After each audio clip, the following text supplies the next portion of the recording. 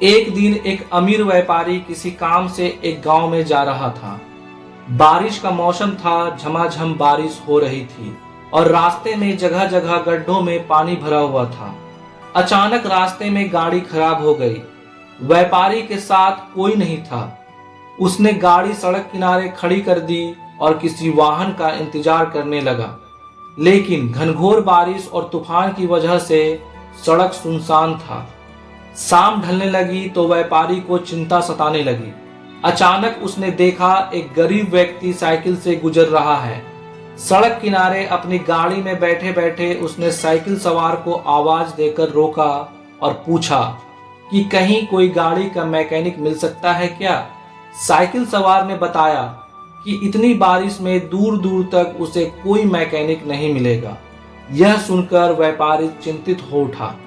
तब साइकिल सवार ने बड़ी विनम्रता से कहा, भाई साहब, अगर आप चाहें तो पास ही बने भगवान के घर में आज रात विश्राम कर सकते हैं।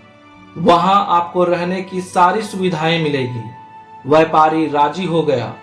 उसने सोचा कि आज रात मंदिर में ठहर कर अगले दिन सुबह वो गाड़ी मरम्मत का कोई रास्ता देख लेगा।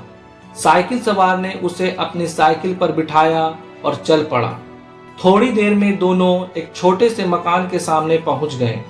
साइकिल वाले ने दरवाजा खटखटाया तो एक स्त्री ने दरवाजा खोला। व्यापारी को संबोधित करते हुए साइकिल वाले ने कहा, यह मेरी पत्नी है। इस भगवान के घर में सिर्फ हम दोनों रहते हैं। हमारे बच्चे शहर में नौकरी करते हैं। आइए अंदर पधारिए और आराम से बैठ जाइए। थोड़ी ही देर में साइकिल वाले की पत्नी गरम गरम चाय नाश्ता ले आई। रात का खाना भी पकने लगा। व्यापारी को सब कुछ बहुत अच्छा लग रहा था, लेकिन उसे एक बात समझ में नहीं आ रही थी कि साइकिल वाले ने अपने घर को भगवान का घर क्यों कहा। यह कोई मंदिर तो है नहीं। आखिर उससे रहा नहीं गया तो उसने पूछ ही लिया कि वो क्यों अपने मकान को भगवान का घर कह रहा है।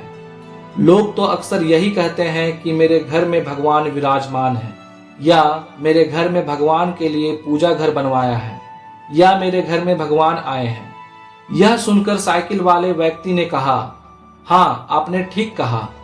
अक्सर लोग यही कहते हैं कि घर हमारा है और भगवान हमारे घर में विराजमान है, लेकिन हम ऐसा नहीं कहते, क्योंकि अगर हम अपना घर कहेंगे तो उसमें हम अपनी इच्छा अनुसार कुछ भी उल्टा पुल्टा काम कर सकते हैं। लेकिन अगर हमने भगवान का घर कहा तो हम वहां कोई गलत अनाचार वाले काम नहीं कर सकते और हमेशा उन्हीं सद्विचारों में रहते हैं जैसे हम सब मंदिर के अंदर होते हैं। और मजे की बात यह है कि जैसे कि लोग बोलते हैं कि मृत्यु के बाद हमें भगवान के घर जाना है, तो उस हिसाब से देखा जाए तो हम जीते जी ही भगवान के घर रहने का सुख प्राप्त कर रहे हैं। उस गरीब व्यक्ति के इतने सुंदर विचार से व्यापारी बहुत प्रेरित हुआ और उसने भी अपने घर को भगवान का घर कहने का मन बना लिया। दोस्तों, मेरा मानना है कि इस संसार में हमारा कुछ नहीं है, सब भगवान का है। इसलिए जीवन में कभी किसी चीज को लेकर घमंड ना करें, बल्कि हर वस्तु या प्राणी को भगवान का दिया हुआ उपहार समझें और उसे भगवान से ही जोड़कर रखें। देखिएगा, आपको बहुत सुकून मिलेगा और शांतिमय जीवन व्यतीत होगा। वीडियो पसंद आई हो तो लाइक करें, कमेंट करें और अपने दोस्तों से वीडियो को शेयर करें। Thank you for watching this video. जय हिंद, जय भारत।